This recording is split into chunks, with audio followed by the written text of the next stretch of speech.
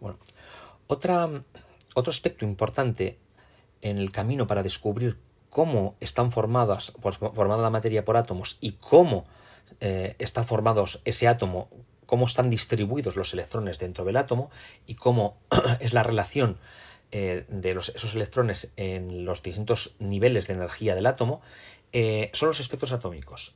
Los espectros atómicos, la espectroscopía atómica fue uno de los instrumentos más importantes del siglo XIX para descubrir nuevos elementos. Si yo cojo una pequeñísima cantidad de un elemento puro y lo vaporizo y lo meto en una ampolla en el que se ha hecho parcialmente el vacío, tengo un gas, lo que se llama un gas enrarecido del elemento, átomos de ese elemento, de manera que si yo excito ese gas, por ejemplo, calentándolo, o por ejemplo, aplicándole un arco voltaico, una diferencia de potencial, de manera que yo excite los átomos de ese elemento, cuando se desexcite emitirá luz. Si esa luz se pasa por un prisma óptico, descompongo la luz emitida por los átomos excitados de ese elemento y me encuentro pues el espectro luminoso de ese elemento. Pero que a diferencia de lo que ocurre con la luz natural, que cuando la luz pasa por un prisma óptico se descomponen todos los colores del espectro, desde el violeta hasta el rojo. Sin embargo, como se puede observar aquí, en este caso, para los distintos elementos hay una huella dactilar de cada uno de ellos, porque cada uno de ellos solamente producen unas determinadas rayas, unos determinados colores en el espectro de emisión, en este caso. Por tanto, es una huella dactilar que me identifica cada elemento. Esto desde el punto de vista clásico es absurdo, porque desde el punto de vista clásico, al dar un poquito más de energía, al calentar un poquito más o al dar un poquito más de energía a ese gas formado por átomos de ese elemento, pues deberían coger un poquito más de energía o un poquito menos y por tanto dar todas las frecuencias, todas las longitudes de onda del espectro. Y sin embargo no es así. Esto abunda cada vez más en el mundo cuántico, en la naturaleza cuántica del átomo.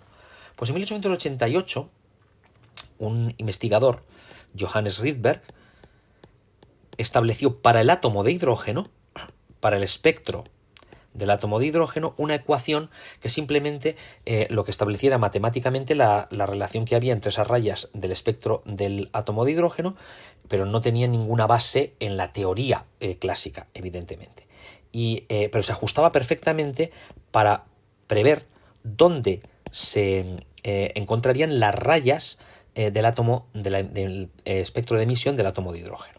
Estas rayas se encuentran mediante esta ecuación de Rydberg, sería 1 partido de lambda, es decir, la inversa de la longitud de onda de cada una de esas rayas del espectro de hidrógeno, sería R, que es la constante de Rydberg, que vale 1,097 por 10 a la 7 metros a la menos 1, por 1 partido de n al cuadrado menos 1 partido de m al cuadrado, siendo n y m números enteros, de manera que n siempre es menor que n.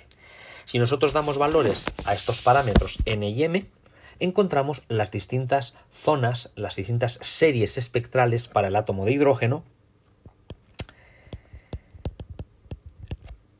que son las series de Lyman, Balmer, Paschen, Brackett y Pfund. Vamos a verlas un momentín. Tenemos la serie de Lyman,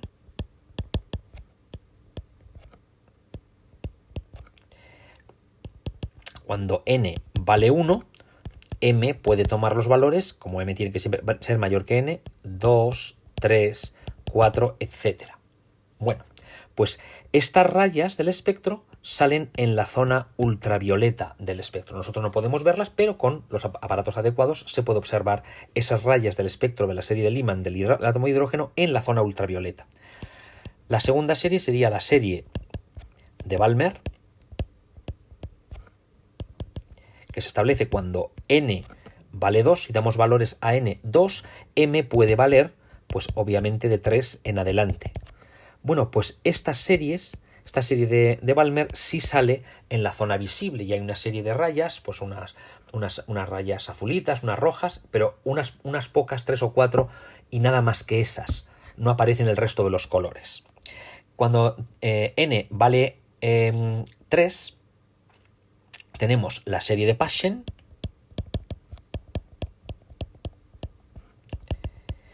y entonces m podrá tomar los valores de 4 en adelante. Bueno, pues esta serie de rayas del espectro del átomo de hidrógeno sale en el infrarrojo. Tampoco lo podemos ver nosotros con nuestros ojos, pero detectar sí con determinados aparatos. Después tendríamos la serie de Brackett, que es cuando n vale 4 y por tanto m puede tomar los valores de 5 en adelante. También sale en el infrarrojo. Y por último la serie de Pfund, que es cuando n vale 5 y por tanto m puede tomar los valores de 6 en adelante. Y también sale en la zona infrarroja del espectro. Luego tenemos, fijaos, 3 series que salen en el infrarrojo, una serie que sale en el ultravioleta y la serie visible, que es la de Balmer. Bueno, pues este problema de los espectros atómicos fue resuelto en 1913 por el físico danés Niels Bohr. Él establecía que el átomo no es un objeto clásico, como se suponía hasta entonces, sino que es un objeto cuántico, de manera que los electrones dentro del átomo están distribuidos mediante una serie de reglas, lo que se llaman los postulados de Bohr. El primer postulado es que los electrones se encuentran en estados estacionarios, es decir, en estados en los que no pierde energía el electrón, puesto que la teoría electromagnética nos dice que una carga moviéndose radia energía. Por tanto, el átomo no sería estable, puesto que el electrón, al moverse, estaría perdiendo constantemente energía y caería hacia el núcleo. Bueno, pues el primer postulado de Bohr nos dice que eso no ocurre así, sino que el electrón se encuentra en un estado estacionario de energía, o en distintos estados estacionarios de energía, donde no pierde energía. El segundo postulado es que el momento angular del electrón girando en torno al núcleo está cuantizado, es decir, solamente puede tomar determinados valores. El momento angular, que es una magnitud física que nos mide el estado de movimiento de movimiento curvilíneo, de movimiento circular en este caso, del electrón, es masa por la velocidad por el radio, solamente puede tomar unos determinados valores, que es un número entero de veces h partido de 2pi. Y por último, el tercer postulado nos dice que la energía de las órbitas también está cuantizada, es decir, solamente puede tomar unos determinados valores, que vienen dados por la ecuación de Planck, de manera que cuando el electrón absorbe energía, pasa a un estado permitido de más alta energía, y cuando desciende en energía se desprenderá una energía que será igual a la diferencia de energía de las órbitas permitidas, y eso será igual al cuanto de luz, al fotón de luz emitido, que tendrá un tamaño energético determinado que viene expresado mediante esa cantidad h por nu. Pues bien, haciendo los cálculos pertinentes, que ahora no compete hacerlo, lo tenéis en el libro, obviamente, según estos postulados de Bohr, se obtienen las distintas órbitas permitidas y las energías de esas órbitas permitidas donde los electrones podrían estar para el átomo de hidrógeno. Es decir, el electrón solamente puede estar en determinadas órbitas a unas determinadas distancias del núcleo y no otras. Esto es el mundo cuántico, la naturaleza cuántica de los átomos, lo muy pequeño. Pues bien, las órbitas permitidas, el cálculo de esas órbitas permitidas es una combinación de una serie de constantes, es un número entero de veces al cuadrado, n puede tomar los valores 1, 2, 3, etc. Y estas son las constantes de los que depende esas órbitas permitidas, siendo h la constante de Planck, siendo m la masa del electrón, k la constante de Coulomb y e la carga del electrón. Es decir, todos constantes de la naturaleza. Bueno, pues si sustituimos los valores nos encontramos con este valor de 5,29 por 10 a la menos 11 metros, que si lo pasamos a Armstrongs será 0,529 Armstrongs. Por tanto, los radios de las órbitas permitidas estarían dados mediante esta ecuación, 0,529 por n al cuadrado en Armstrongs. Pues fijaos, si yo doy el valor a n, el valor más bajo, el valor 1, obtendría que la primera órbita permitida es de 0,529 Armstrongs. Bueno, pues resulta que el tamaño del átomo de hidrógeno experimentalmente es exactamente de 0,529 Armstrongs de radio, lo que significa que esta teoría de Bohr está muy bien planteada y da en respuesta a lo que es el átomo realmente, cómo se comporta. En cuanto a las energías permitidas, de nuevo nos encontramos una combinación de constantes, aquí las tenemos.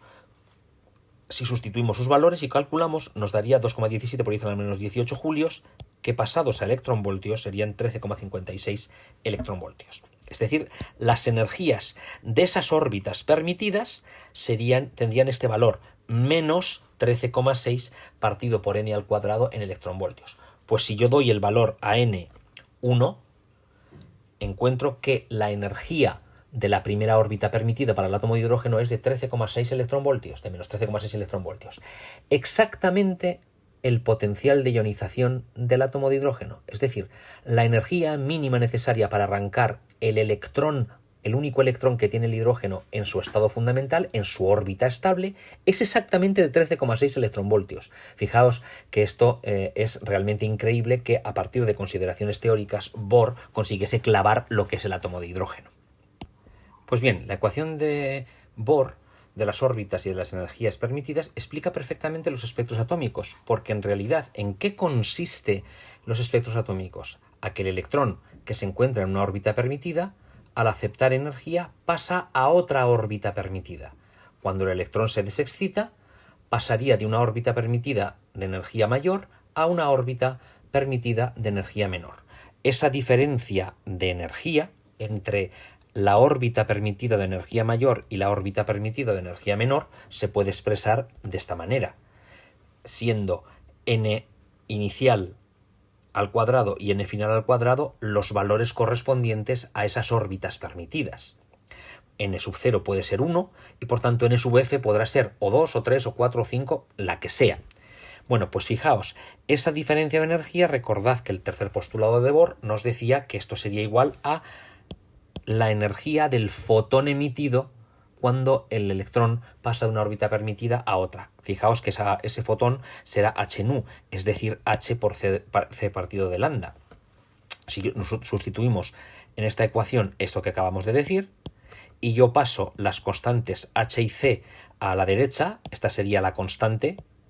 Si ahora paso h y c, sería una nueva constante h'. Fijaos que esto se parece mucho ¿a qué? Pues efectivamente a la ecuación de Rydberg. Pues fijaos la grandeza de Bohr. Si nosotros sustituimos esta nueva constante, los valores de esta nueva constante, ¿sabéis qué valor se obtiene? Pues exactamente 1,097 por 10 a la 7 metros a la menos 1. Exactamente lo mismo que valía la constante de Rydberg. Luego, Bohr era un genio, evidentemente. ¿Qué es lo que sucede aquí? Fijaos, yo aquí tengo un electrón que se encuentra excitado y por eso está en el nivel 3, en el nivel de energía 3, ¿vale? Y ahora se tiene que desexcitar. ¿Cómo? Pues cayendo a cualquier órbita permitida inferior, por ejemplo, del nivel 3 al nivel 1. Este salto energético es muy grande, por eso se emitirá un fotón de una frecuencia elevada, es decir, de una energía elevada. Por ejemplo, pues en la serie de Lyman.